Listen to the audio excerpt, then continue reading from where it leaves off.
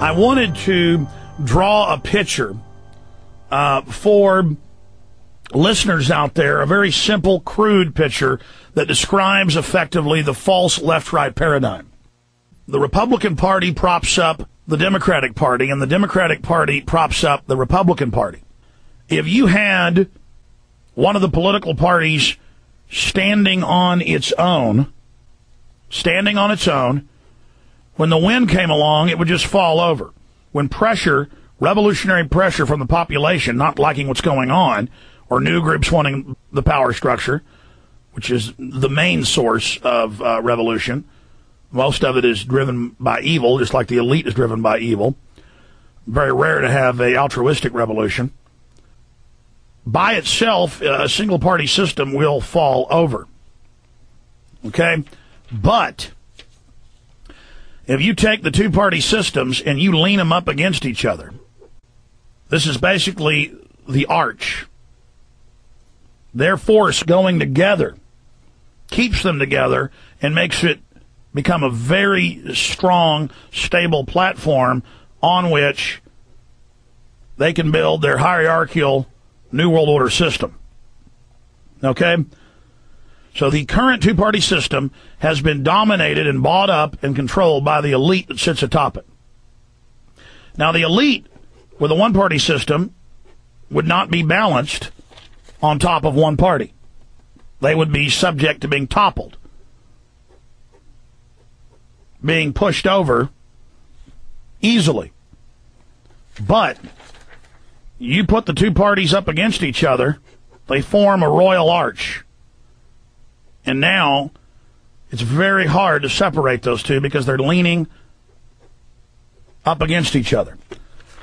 I mean, this is really simple, but I want to explain this to people. Check it out, folks.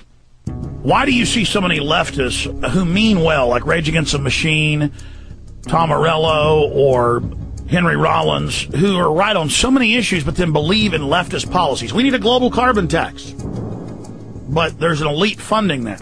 No, the elite, the big corporations are against it because the media advertises that big corporations and oil companies are against it. Henry Rollins doesn't know, doesn't have the documents.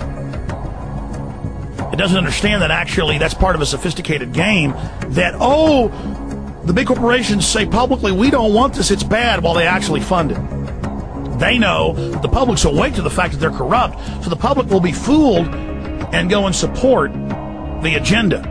It's please don't throw me in the briar patch. It's the old Briar Rabbit situation.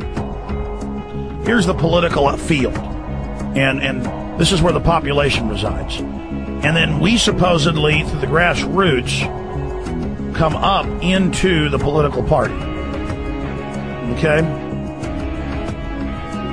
And then they lean on each other, as I was saying earlier, and support each other. If they're standing alone, the pressure of revolution or of new power structures will easily topple it and blow it over.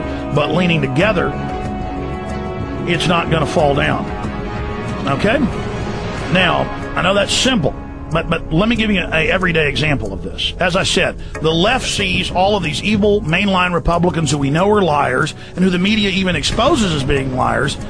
They see them lying about everything else. So if the Republicans come out and say, we're against a global carbon tax, well, then by God, I'm for a global carbon tax. And so that's how the two sides leaning up against each other give the other side support.